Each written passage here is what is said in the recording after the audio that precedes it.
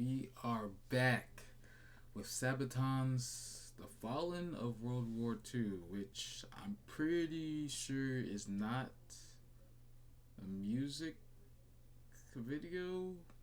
I don't think it is. It may be.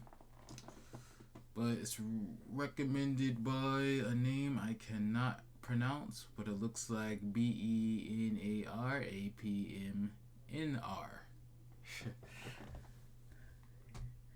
Yeah, I don't think this is music. When I looked for the song, I saw some reaction videos. It didn't look like music, but it might be. Looks like the average lifespan of an American is 80 years. And an 80-year-old today was 10 when World War II ended, 4 when it began. A soldier who saw battle would have to be in his late 80s at least today. Generals, political leaders, the decision makers of the war, few are still with us. And over the past few decades, we've seen authors and filmmakers rush to capture stories from survivors before this connection of memory is lost. Ooh, what the heck? Not just that. Stories are money as well. It's not just about the memory. Let's be honest here. This project is not about individual war stories, and it's not about survivors. We're going to tally up the tens of millions of people whose lives are cut short by the war, and see how these numbers stack up to other wars in history, including trends in recent conflicts.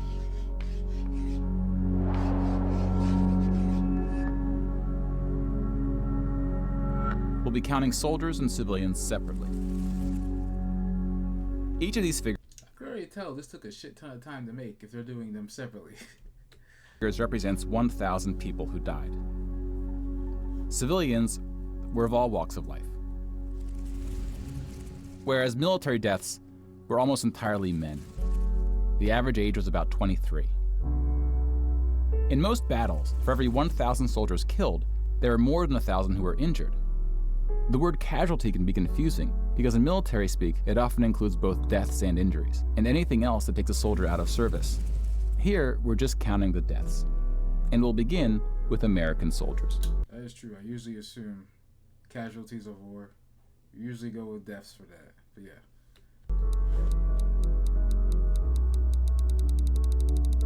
I can't keep up with that. I can't count that fast. Over 400,000 died. Most of the deaths occurred in the European theater, fighting the Nazis. And about a quarter were in the Pacific, fighting the Japanese. When you put them on the timeline, you see that casualties were the heaviest at the end of the war. The war began on September 1st, 1939. But the US wasn't willing to join the fight until Pearl Harbor, 2 years in. The deaths increased drastically on D-Day, when the Allies invaded Normandy. One of the most tragic moments of the war was on D-Day at Omaha Beach, where 2,500 Americans fell. So about the same number of US soldiers died on this single beach landing as the entire 13 years of the recent war in Afghanistan. That's actually crazy. The bloodiest battle in the Pacific was Okinawa, which lasted 82 days, during which 12,500 Americans died. About 5,000 of these deaths were at sea from kamikaze attacks. Now let's look at some other countries, starting with Europe. I imagine Europe would be a lot higher. Germany started World War II when it invaded Poland. Or in Europe. Poland ultimately lost 200,000 soldiers in the war. Most died after the invasion while the country was occupied by Germany and the Soviet Union. Germany, meanwhile, lost just 16,000 in the invasion of Poland. The Nazis went on to invade and conquer other countries, including Denmark, Belgium, the Netherlands, France, Greece, and Yugoslavia. Yugoslavia, damn. France surrendered, but after losing 92,000 soldiers in the Battle of France.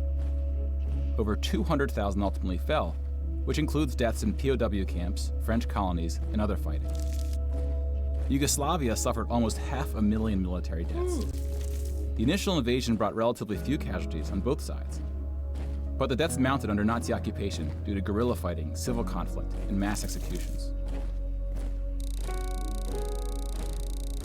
The Nazi invasions were swift, with relatively few German losses. Even the Nazi commanders expressed surprise at their success. And then we have the United Kingdom and the United States, who were not invaded but took the fight to the Nazis. Britain lost about the same number of soldiers as the US, which includes the British colonies. Germany lost about 500,000 soldiers fighting the US and Britain in what is known as the Western Front, which took place in France and Belgium. God damn. But most Nazi soldiers died in the Eastern Front, Germany's unsuccessful invasion of the Soviet Union. The numbers are staggering. The most famous battle of the Eastern Front, and perhaps the turning point of the European war, was Stalingrad. The German 6th Army successfully took Stalingrad, but then got surrounded by the Soviets and cut off from food and ammunition. 500,000 Nazis would ultimately die in Stalingrad. Another 100,000 were taken prisoner, of which 6,000 would ever return. POWs had a low survival rate throughout World War II, and it was particularly... So over 100,000 taken prisoner and 6,000 didn't return? The odds aren't bad, but damn, that's crazy. Grim in the East.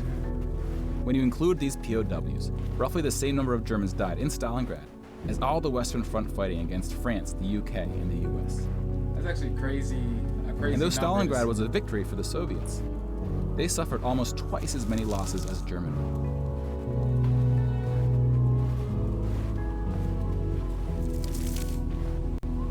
The Soviet Union would eventually defeat the once unstoppable German army, killing 2.3 million Nazi soldiers. God damn. At what cost, right? But winning the war came at a cost. Yeah.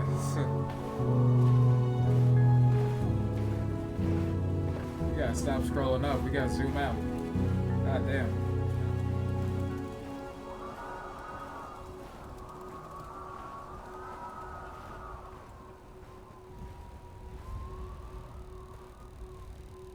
We still going. Ooh, man. God damn. So what is that, like 10 million? 9.7? Yeah, we going in. 8.7 million is the official tally by the Russian military, a hotly disputed number. My 9.7. Some studies have calculated as many as 14 million dead. I assumed it'd be over 10. To complete the count of European military deaths, we need to add German deaths from other fronts, including the North and Africa, as well as deaths from other Axis powers allied with the Nazis, Hungary, Romania, and Italy. When you put these European military deaths on the timeline, it looks like this. You can now interact with the chart to learn more. Pause the narration if you would like more time.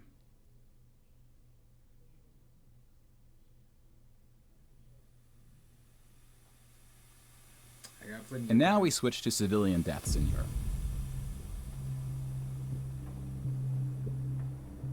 Oh, we already know this is going to be bad. 6 million Jewish people were killed in the Holocaust. Yeah, we know that's bad already. If you separate this by country, you see that about half, 2.7 million, were Polish. 700,000 were Soviets, followed by Hungary and 17 other countries.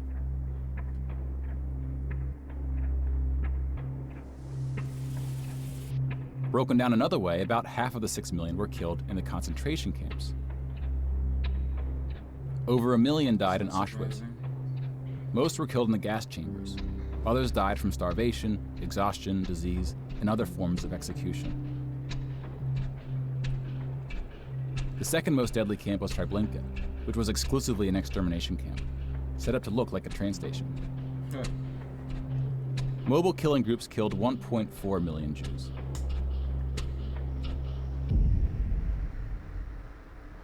Like with the gas chambers, Men were killed first to reduce the risk of revolt.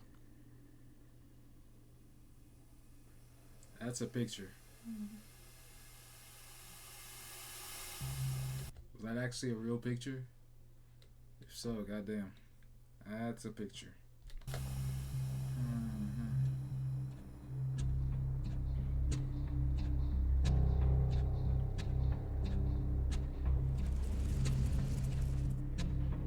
The Holocaust also includes non-Jewish deaths. Between 130,000 to 500,000 Roma, then called Gypsies, were killed. The numbers are disputed. Yeah, you can't keep track. About a 250,000 people with disabilities were killed. Homosexuals, Catholics, and other groups were also exterminated, but their numbers were relatively small. Some historians say that other civilian deaths should go under the label of Holocaust. About 2 million non-Jewish Poles were killed under German occupation, some of which were sent to the gas chambers at Auschwitz. When you combine civilian and military deaths, over 16% of the total Polish population died in World War II, which is the highest percentage of any country, but not the highest in total death count. 16, so about 16%. We're at 5 million. If I do quick maths, give me a minute. What's 5 divided by 4?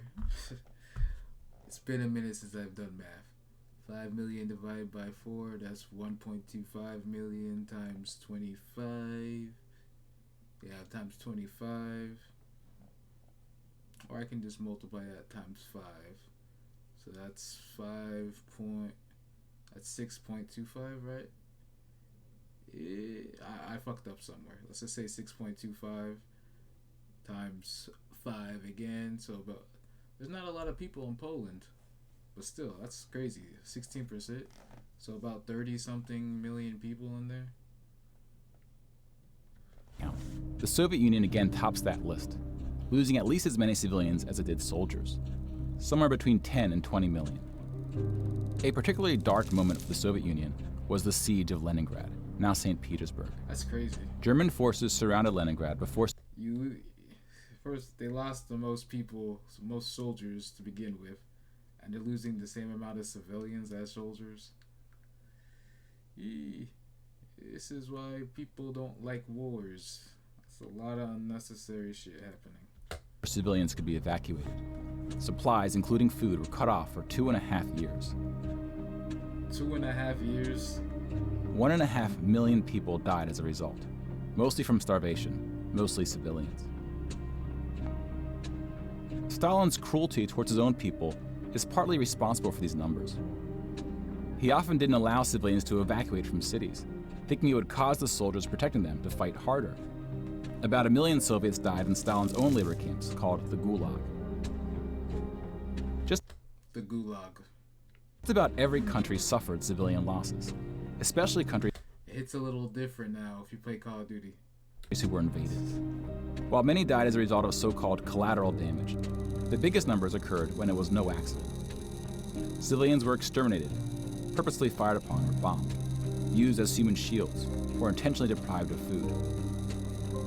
The intentional killing of civilians was done by most warring parties, including the United Kingdom and the United States. The United Kingdom was spared of a land invasion, but still lost 60,000 civilians, largely from German air raids or blitzes, often directed at civilian population centers. The UK did the same to German cities at a much greater magnitude, causing about 10 times the number of deaths. But most German civilian deaths came from the ground at the late stage of the war. When the Nazi regime collapsed, civilians living in occupied regions had to desperately flee from the advancing Soviet army. Rapes were widespread, and death estimates ranged from 600,000 to 3 million. I feel nothing good watching this and hearing all this. Yeah, like you expect it, but still. I don't feel anything good about this. Let's step back and see where we are with the totals. We just counted about 20 million civilian deaths in Europe. If you add this to the European military deaths we already covered, it brings us to over 40 million. Then we have the Asian theater. Here we see the vast majority of military deaths in Asia came from China and Japan. On the civilian side, About 6 million deaths from China, Indonesia, Korea, Indochina, and the Philippines can be attributed to Japanese war crimes, which are sometimes compared to the Nazi atrocities due to the sheer scale of the cruelty. China had the second highest death count after the Soviet Union. And like the Soviets, my dumb ass was about to be like, hey, why didn't Japan lose anybody? Because they're Japanese war crimes. The Chinese government demonstrated a stunning willingness to sacrifice its own people. Chinese nationalists opened the dike at the Yellow River, hoping Let's be honest, we know why. The flood would halt the Japanese advance. 500,000 Chinese civilians or more were killed, which is 2 or 3 times the number who died in all countries in the 2004 Asian tsunamis. That's a weird comparison. It was a lot of people, but still, that's a weird comparison. But the invasion of China only cost Japan 200,000 soldiers. Most were killed fighting the US and allies in the Pacific War. A significant portion of Japanese civilian deaths were caused by American firebombing and the 2 nuclear attacks. Contrary to official US statements, these airstrikes were directed at civilian populations, not military targets. When you add all the There are no good people or bad people in war. That is for sure. Deaths outside Europe, it brings us to a grand total of 70 million for the war, give or take depending on who's counting and what civilian deaths get included. 70 million? More people died in World War II than in any other war in history. For comparison, here are 20 or so of the very worst wars and atrocities we have on record. Some of these are more of atrocities than wars, but we've seen how that distinction can get blurry. Some of these spanned across 30 Years' War, that's what that song was about. So it actually was a war. Centuries. World War II had the highest body count, and it all happened in just 6 years. What was the 40 million one? Or 2 of them? The world's population has grown significantly since the earliest atrocities on this list. Yeah, that's true. If you want to compare them in terms of what percentage of the world died, we can adjust the chart to look like this. You can't really do that. It's impossible to actually keep track of that far how many people were there. I don't know what year all those were in, but let's be honest, it's impossible.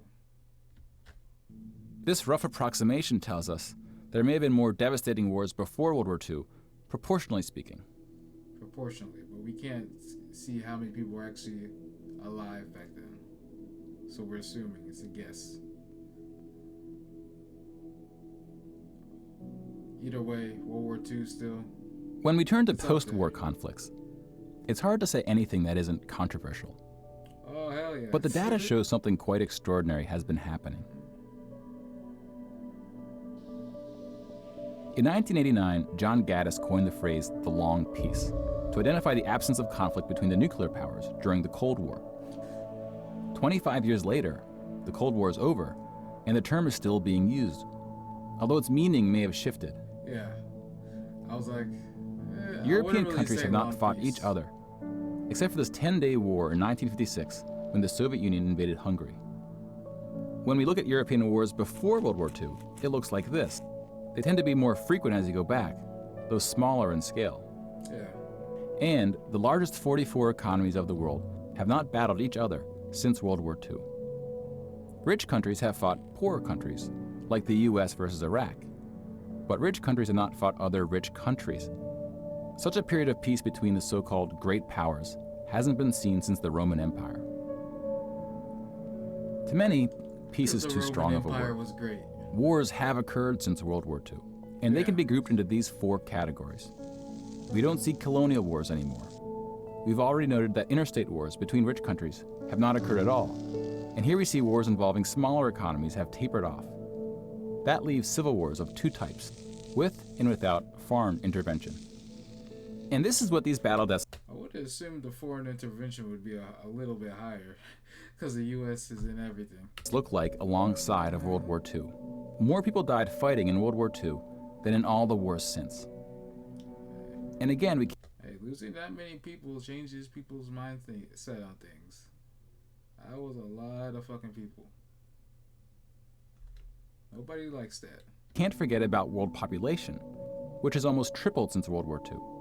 If we scale these numbers to show deaths in proportion to world population, showing the likelihood that a person on Earth dies in battle, the downward trend becomes even more pronounced. Now, this isn't to infer anything about why this trend is occurring. That's a discussion for another day. You can now interact with this chart to explore what conflicts are behind the totals. Now, bear in mind, we're just looking at battle deaths here, not civilian deaths, but those too are in decline. Peace is a difficult thing to measure.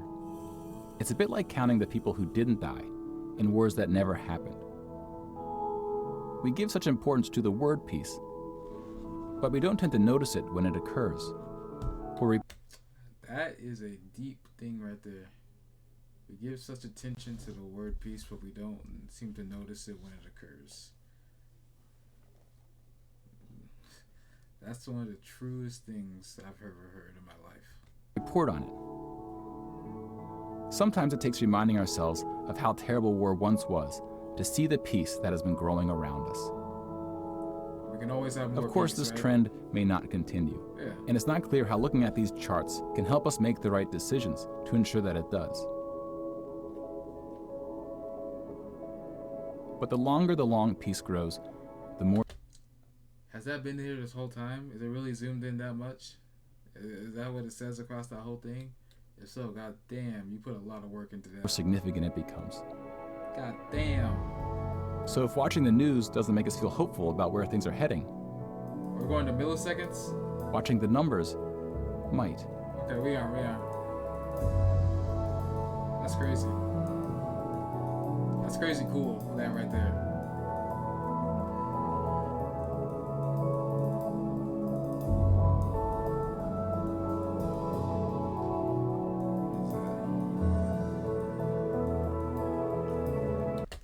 That clearly is not a working clock. It's slowed down a lot. Alright. That was a good little history on war video. It didn't really have anything to do with Sabaton per se, but yeah. That was shocking. That was actually kind of shocking. Well, but you gotta look at the bright side of things. We gotta lose to learn, right? We lose stuff to learn more. It obviously hasn't been perfect, but slowly but surely, war ain't as popular as it was. We don't want another one. That was a good little video. That was good. And whoever made it, great job. I applaud you.